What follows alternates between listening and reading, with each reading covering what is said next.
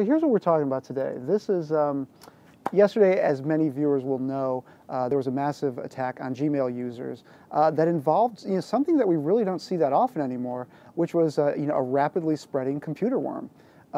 These were kind of the first iterations of computer attacks, in the early 1980s. And again, it isn't that often that we see these things. But yesterday there was a massive worm, affecting Gmail users, and many viewers, have probably seen this.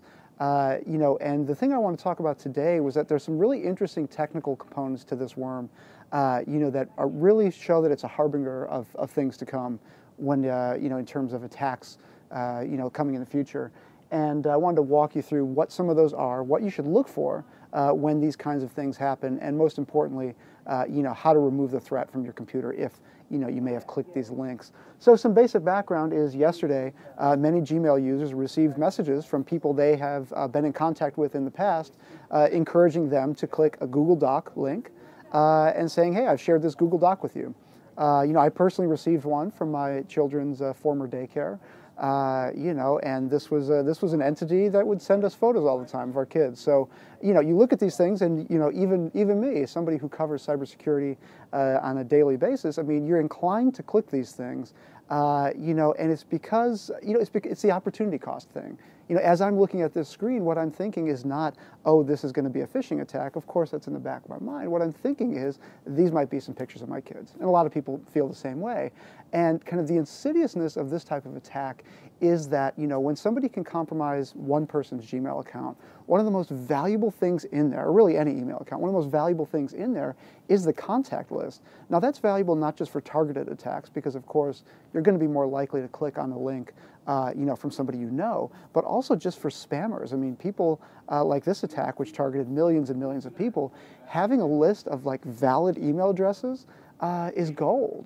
People pay hundreds of thousands of dollars online for these spam lists, but so many of those accounts are out of date. What this attack did was potentially gave the attackers an unlimited number of current email addresses to harvest for spam or other purposes. So what happened was this, you'd click the link, you'd say, okay, somebody's sharing a Google Doc with me. I'll click the link, I'll see what it is. It doesn't take you to a document right away like a normal Gmail, Google Doc would. Instead, what it does is it leads you to this screen. And this is a really critical part of the attack that I wanted to discuss that I think hasn't gotten a lot of attention. What happens is after you click the initial link, it takes you to a screen like this, which says Google Docs would like to do a couple of things with your account. It would like to read, send, delete, and manage your email, and manage your contacts. And it gives you a choice. Do you allow this function or do you deny it?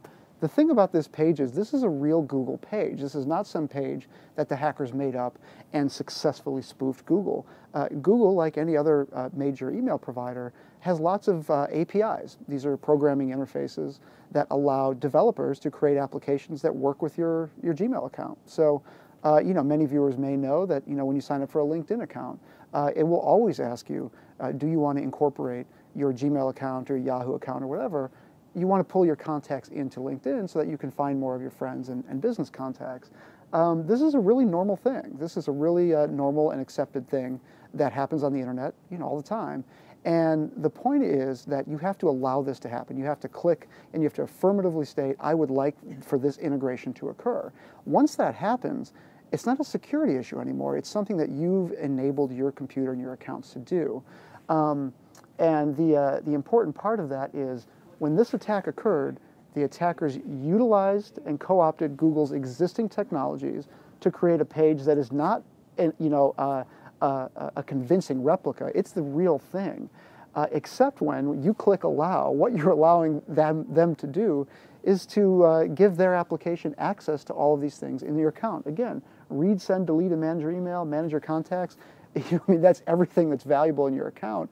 And regular viewers of this show will know that I often encourage people to use two-factor authentication, things like text message alerts, to prevent unauthorized people from logging into your account. This is the kind of attack where that doesn't apply at all. Once you allow somebody access into your account, they're just going to piggyback in there with you.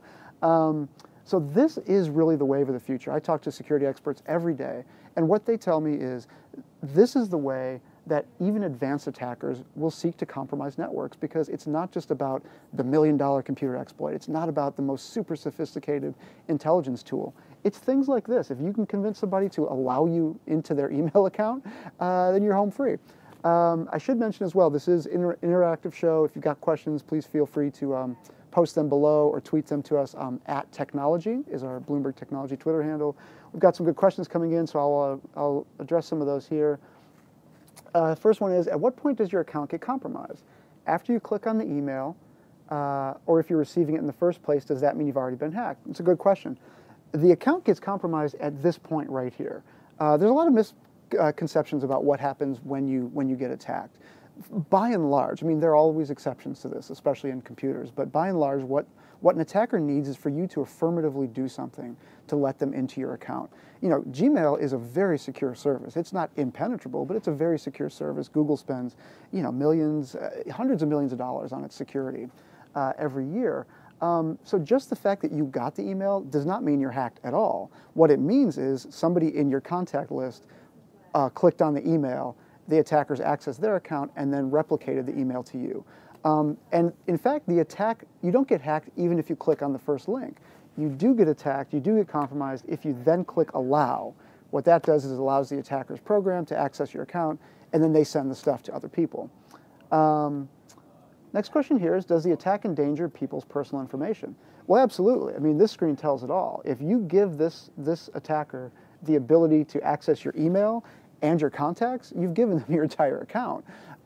You know, and the kind of the head-smacking part of all this is, you know, for anybody who's clicked this, you'd look at it in hindsight and say, well, I just gave away all the permissions to my account.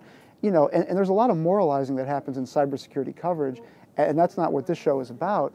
Because I think, you know, again, even with my personal story, you know, my kids' former daycare, my thought was they're sending me photos that we may have missed when we were there. There are very good reasons for people to click on these links, you know, and for this idea of I don't want to miss something important.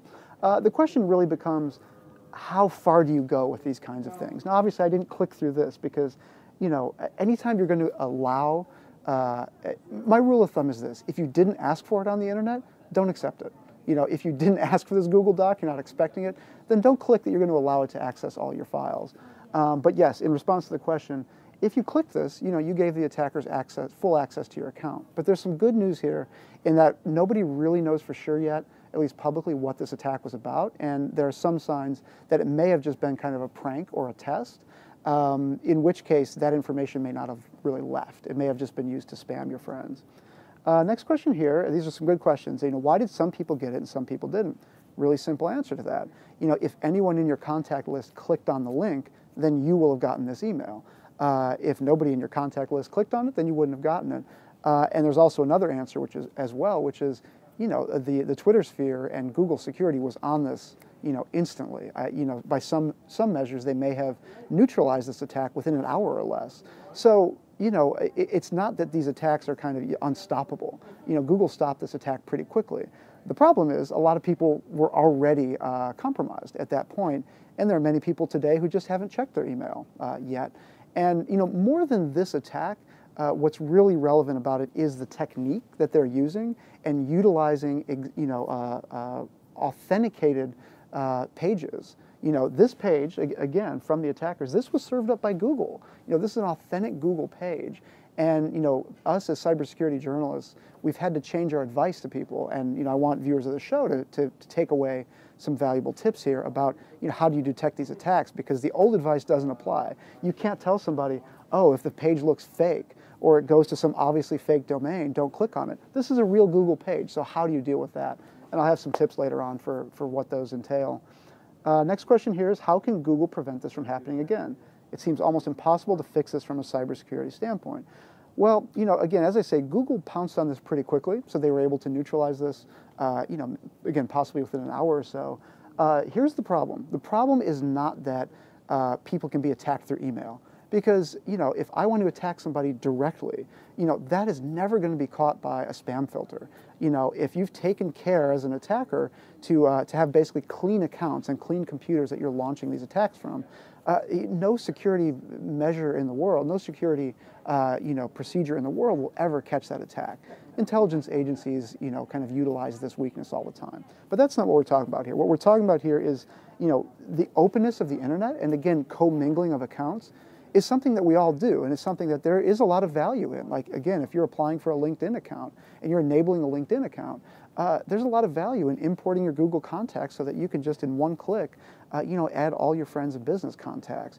However, that kind of integration across the internet and across apps and websites creates holes like this where, Google can't just stop app developers. Well, it could, but it wouldn't. You can't just stop app developers from accessing your Google contacts. Like, if you want that capability for some application you're using, you're going to find a way to do it one way or the other. So Google's not going to turn off that feature. What it does mean, though, is that as average users, I consider myself one, it means you need to take extra care that, the old rules of cybersecurity that you may have been told just don't apply anymore. Again, the best rule of thumb is if you didn't ask for it on the internet, then don't accept it. Or if you get an email like this one that says, we've got a Google Doc to share, and in my case, my kid's, former daycare, the easiest way to validate that is to do an out-of-band communication. I could have written to the daycare center and said, hey, were you sharing something with me? Or if you get an alert from your bank saying, hey, there's been fraudulent activity, log into the account. Like, don't log in through the link, just go to the website on your own and log in, and you can verify there. It's really not too hard. It's not rocket science, but it does take an extra level of awareness that if somebody's asking you for something online, chances are it's probably a scam because, Google is not going to ask for your login information again. Your bank is not going to ask you to log into your account through the email. Like, these are pretty basic security procedures, but one that bears repeating, especially given the level of sophistication of these attacks. Let me see here. There's some other great questions coming in. Let me get to a couple other points that I wanted to make here as well. Again, the most important point here is that if you have found yourself victim to this attack, which many millions of people are, super simple way to resolve it, which is go into your account settings, find the tab that says, manage the apps that are connected to your account. And again, if you see apps in there that are connected to your account, don't freak out. You probably authorize them for some legitimate purpose, and there are good reasons for doing so. However, if you see in there that Google Docs has access to your email, just delete that. Click this remove button, and you're done with it, because Google Docs will not need this access. This is not Google Docs. This is the attacker's program. And that's it. That's all you need to do. And again, I should stress that at this point, there's no public information about what was being done with this information other than spamming people and replicating this worm. However, it could have been used to steal contact information and other email data, but we just don't know if that even happened in this case. Another interesting point I did want to mention here before we get to some more of these questions is there's an interesting kind of side note here, which is one of the email addresses in the program, which doesn't take a whole lot of effort to find, is this individual Eugene Pupov. It's eugene.pupov@gmail.com. And you click one button on the email and it brings up this email address. And that indicates that this account was associated with creating essentially this attack and in some way, but on its own it doesn't mean anything. An attacker can create a fake account to create malicious software and then spam it out, and it means nothing. But what happened that was interesting is a lot of people started contacting this person, Eugene, and normally what you would expect is that goes to nothing. That's just some make-believe account that the hackers created for this attack. But in fact, somebody created a Twitter account under that person's name and started replying to these messages one by one. And what this person said was, this is my first time tweeting. I've got to tell you the truth about yesterday's events. The emails were not a phishing scam or even a scam at all. I was simply testing out a program I'd written as my graduate final project for Coventry University in the UK. Said, this is a total misunderstanding. The whole situation has taken a terrible toll on my family. My intention was not to phish or scam people. The emails were sent simply as a test. So a lot of cybersecurity experts have noted this is not authenticated. We don't know if this is real. We don't know if this is a real person. However, somebody has come out and claimed to be kind of the author of this worm. And they are claiming that this was not their intention. A funny side note here is Coventry University came out and said Eugene Pupov is not a current or former student at the university and asking journalists to correct their articles. So there are significant questions that remain about the validity of that information. A couple more questions here, which are really good. I got an email from Google asking me to change my password. Is that real or is that a hack? In this case, don't change your password. Your password, this is not a password attack. This is kind of an authentication attack allowing somebody else into your account. So if you got an email about this attack saying change your password, that's not going to do anything. Chances are that's an attack. Now Google will send you messages from time to time, if there's been a security incident associated with your account. However, the most important thing to note is Google is not going to send you a link saying, click this link, give us your credentials, we'll help you reset your password. They'll give you instructions on how to do that through the main site. And most modern companies do that these days. It's just, we've been conditioned, rightfully so, to avoid clicking on links in emails that you haven't asked for. So that's the way Google will work. Google will tell you there's been a security incident, and if they believe that your password has been compromised, many websites these days will just change your password for you and force you to log in through the main site and authenticate yourself in a different way. So no, by all means, don't change your password because of this attack. And if somebody's asking you to, chances are that's a scam. Next question here is, can I make my spam filters better to avoid this? No, and the reason being, one of the most valuable currencies in the hacker realm, again, is valid current email addresses. People change their emails a lot. Many of these leaks of email addresses that we've seen in other data breaches, a lot of those are just old email addresses, AOL accounts or Hotmail accounts or whatever, just out-of-date email accounts that people don't use anymore. The value of this kind of attack is the attackers get current contact lists.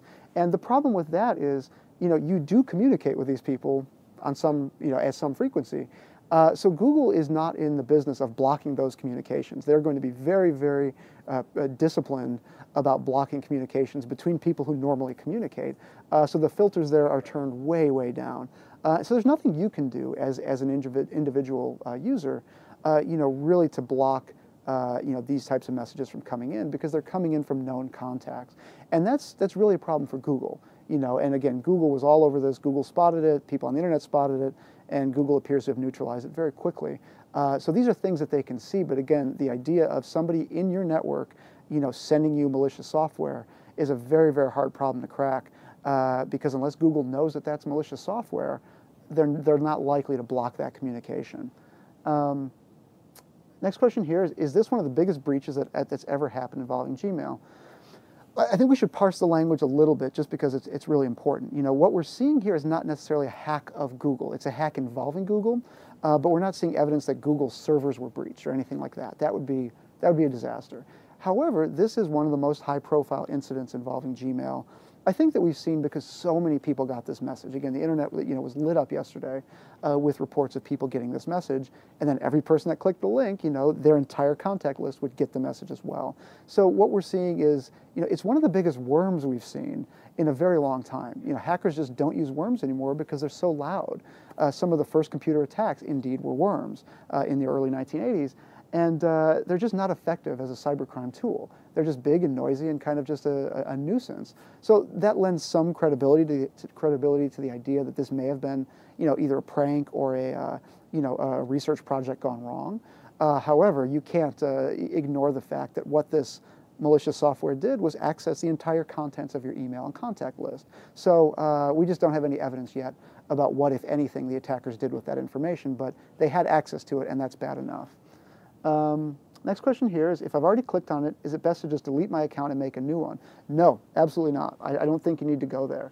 Again, what you need to do is go to this screen on your application settings. Sorry, I went the wrong way. Go to this screen. Sorry. Again, I'm going to find it here. I just passed it. Sorry. You go to the apps connected to your account. That's the way to remove this program. Again, we're not, Google neutralized all of the links, all of the attachments. Like, this app is not really doing anything at this point.